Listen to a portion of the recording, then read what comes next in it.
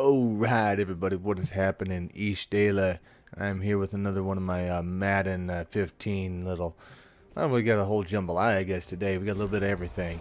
I'm going to start off, this is what's been keeping me busy here for a while. I mean, I haven't been putting a lot of vids out. You know, it was Christmas time here, taking some time for the family, and then doing this grind once they release these Rising Stars back out. I said, why not? I might as well go and work on all these damn solos that I've been putting off and see if I can make a little extra coin in the process. So finish that off finally. You know, I get the Pouncy Kerrigan. I don't even think twice I sell him. I've had the Pouncy, he was decent, but I don't even know if at the same time it was something that I really noticed that he was dominating ever, you know. I mean, just running up the middle on short downs, it's like I really couldn't tell very much, even against like a gold card. Honestly, it's decent, but you know, I might go and wait until the prices drop. Kerrigan I had a little interest in, but you know what? After the Thanksgiving sucks for me, my 3-4 just dominates. They're very close in a lot of stats. I think Kerrigan actually has a better coverage. You know, and he's got that one acceleration. It doesn't mean much to me as far as that stuff goes. So knock that out, and of course, if you knock that out, you better turn around and knock out the this set here and get yourself the Earl card. Which again, this one's kind of like the others. I'm just gonna get this. I'm just gonna turn around and flip these cards. There's my 100K for completing all that, putting all that work in. I mean, this is a grind. I mean, you get like 48 solos there. Then I had to complete 2 more MVPs. I had made a couple before, so I had to make 2 more cards. I made a Jimmy Smith, and I think I got the McLeod out there from the Rams safety. So I got a couple new cards. So I ended up with 2 free safeties actually at the end of that. But this one I know I'm flipping mainly because right away. A lot of people are doing exactly what I did. You know, all those Rising Stars came out that said, "Hey, let's take advantage of this. Let's make this and do it." So as I go and watch here day after day, I was trying to grind these out after work. I just see the prices dropping and dropping. So I want to get them out. I want to sell them. We also have the playoff content around the corner. Who knows? Could be tomorrow. Could be next week. I think last year was around the 7th or so. So it could be coming right after the wild card before the divisional round, perhaps something like that. Either way, I want to get the bank account rolling for that, and I really won't buy any of the new cards more than likely unless there's a good deal. I normally will take the opportunity to buy some of the current cards, maybe some legends, snipe some legends out there while everybody else is in a fire sale. And you know what? Here's my one and only large quick sale. These are from the badges I got from the MVP stuff I just did. So whatever. It's I don't know what you get, maybe like 30K now worth of badges I'm putting in. I mean, I've got so many bronzes and silvers sitting around. What's the point anyway? And I'm expecting 1K out of this anyhow, but I figured I'll do it once, 1 or 2K. Here we go. Let's see what we get. And hey, all right, so we get half our coins back that we put into it. But gosh, I mean, I really truly expected 1 or 2K, so it's kind of almost a win in a weird sort of way, And we made changes. There have changes been made while I was rocking these damn solos out. Jamal, oh, I love that guy for so long. He's gone off my team. That's the big one in there. We have now got Mac, the team of the week. I have the Jimmy, like I said, I made. I've been holding on to Talib. The team of the week card's been pretty good. I'm gonna let those two battle out for the number 2 spot. You already saw the free safeties we got, and of course we got that nice, the free card this time around. Everybody likes the Night Train Lane. But I do have some holes now, to fill. I do need a center here eventually. I need another guard. I'm going to need a left end. And I did pick up also the Kiko Alonso. I'm going to run him in this one. Set the Clay Matthews aside here. And I know he's a right outside linebacker, but I'm going to run him here. And, oh, missing the sack. And every time I miss a sack, I get burned. It just never fails. I'm covered on the other side of the field, and they always find somebody open at that point. You can't do it that long. And there's another addition. I did sell to Captain Poe, who was a big fan of that, but everybody knows by now that 92 Wilford is just a beast. You got to have that card out there, guys. Doesn't matter 3-4-4-3. That guy's the must-have. And Dayon. That's Dayon for the people who don't really follow the Cardinals. Buchanan. Lighten him up. That's why I run that guy, he's got the hit power I normally use at that position. And right there, he beats me right between Kiko and, Earl Thomas the third. And that's a theme that this guy actually finds that a lot. He finds that hole, and you know, I'm not running any contains here. I tell you right now, this is just kind of a sloppy, rusty game. I kind of was dreading, in a sense, playing this one, because it's not that I just have only played one game in like 3 weeks, which I had. I only played one game head to head. As I would have been better off not playing, but during that whole time I'm rocking solos out, and you know, solos in these, a whole different thing. Like I've almost, like, I don't have a feel for my playbook right now. You know, I didn't have to use her against any of that crap. I was just burning clock, running basic stuff. So I'm really going to have to work through this whole game. I'm really, you know, I was pressing. I was not in the flow of it. But, you know, I got to get these kinks out, though. I got to work through it so I can get these reviews out. I mean, you know, I'm getting messages, you know, from time to time from people that, you know, they want to see what I got here. And there's the Turkey Day Amon. That's what I replaced the Jamal with, and look at that. I mean, that's what I was expecting out of that card. You know, he's got the 98 truck.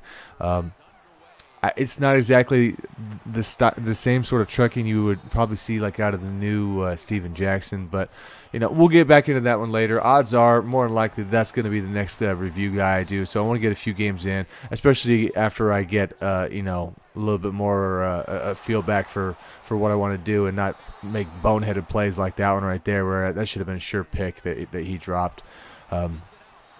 You know, so give me a couple games here, but you know, after this one, I'm definitely gonna get back into review mode, get these players out there, let you guys see what's up. Especially now that some of these higher priced cards are in range where there's a value for you guys to pick them up. You know, I don't see a sense in some of these guys. You know, when they come out right away. I know it's nice to see them from time to time, but unless I get a good deal on the card, I'm not gonna pick them up for the sake of, you know, the guy being new and shiny and all that. But now that I'm on, you know, I picked him up for like 200K. That's a solid value there. You know, and some of my bigger guys that I have that more value on my team, which is not the highest value, but you know, like my the team of the week there, Sherman, and that team of the week, Calvin. You know, I pulled that Trey Mason, and I got the Jared Allen for cheap. You know, so both of those guys I was only around the 200K range. So that's, again, you know, that's why I have them and didn't get rid. And I just kind of missed that. You know, the guy does the pooch little, you know, fago punt, of course, you know, cheese miser. But that's all right. You know, hey, do what you got to do.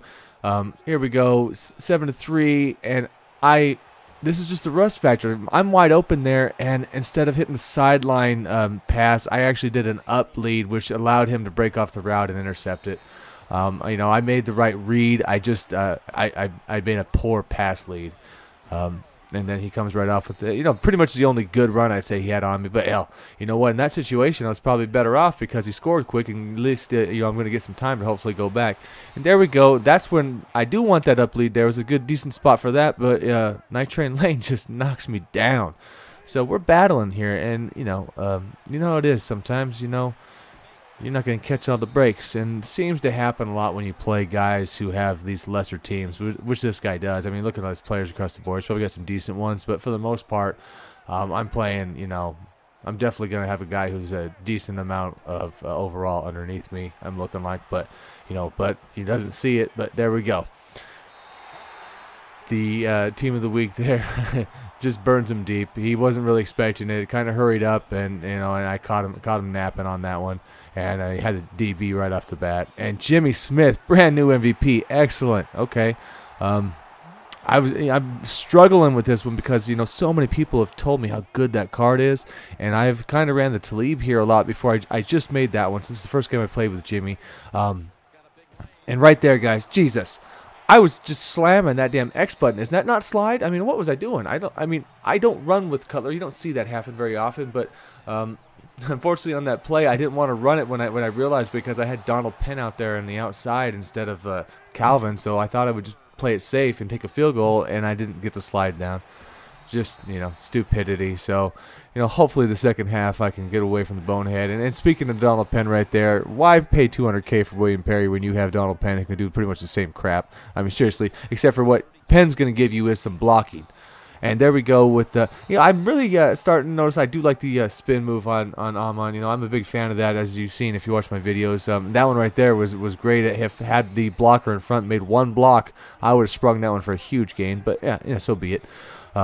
And here's another one where I get the corner and I pull a bonehead move. So I guess we do flood that a little bit into the second half.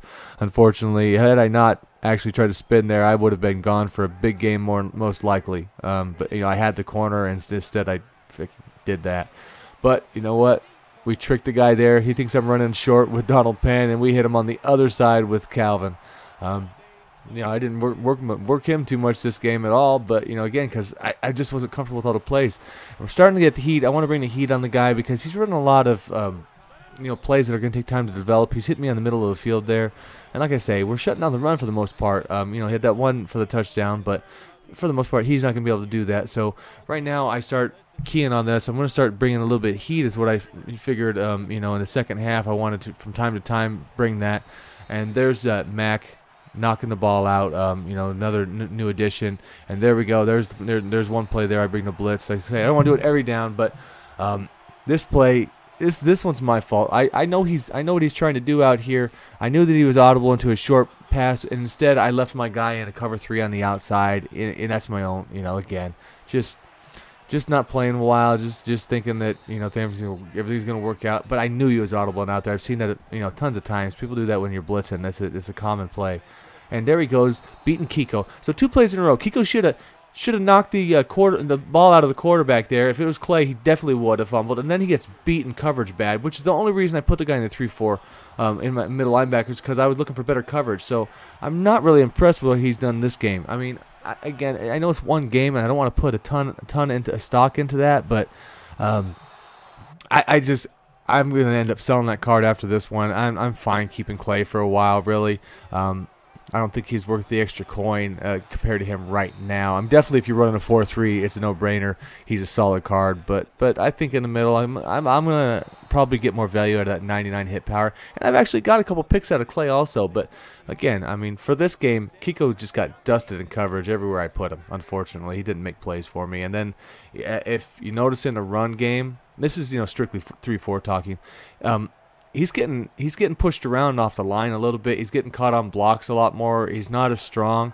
So even though he does have those really great coverage stats, and I'm guessing he probably drops around 10 awareness even though you can't see it, I'm not going to deal with him right now. And here we go back to this play that got hit earlier, and this time Freddie holds on to the ball. So I go into games, and man, Arian gets a carry there, punk. But I go into games, I don't really have a certain guy that I want to be the the number 1 or whatever, but it just works out. And this was the one for Freddie B. This guy's user in the middle of the field, and he's not doing it well enough. He continues to let me get behind him, so I will continue to beat him with that play. That's how you work. Now this one he's seen, and if you watch, you see him move over there, so I know he's over there. So instead, I motion Gronk behind him, motion him, but I hot route him behind him, and I throw the pass a little bit behind him, unfortunately, and of course Night Train lights him up when he drops it. Very rare I drop a pass with Gronk, but of course there. So 4th and 3, that's the game. I go right back to Gronk, and he doesn't let me down that time. And I just want to get a little bit closer with Amon.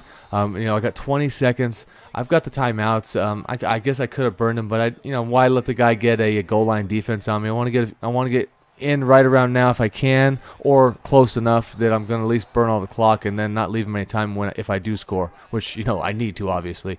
So right here, I'm going to flood it left. He's not covering Freddie right now, so I figure if he breaks on it, I'll throw it to him. If not, I'm going to have to do a swing or Gronk behind him. It's going to be close, but I got a timeout, and I get just enough room to get it to Freddie. So rough game. The guy, it shouldn't have been that close, but good for him to even hang in there and all that. I was not playing very well. Obviously, you've seen me do much better than that, but again, that's what happens when you don't play the head-to-head very often, and then you play too many solos. So, but like I said, guys, now I'm going to be committed back here to my reviews, so you can look for them coming out pretty soon.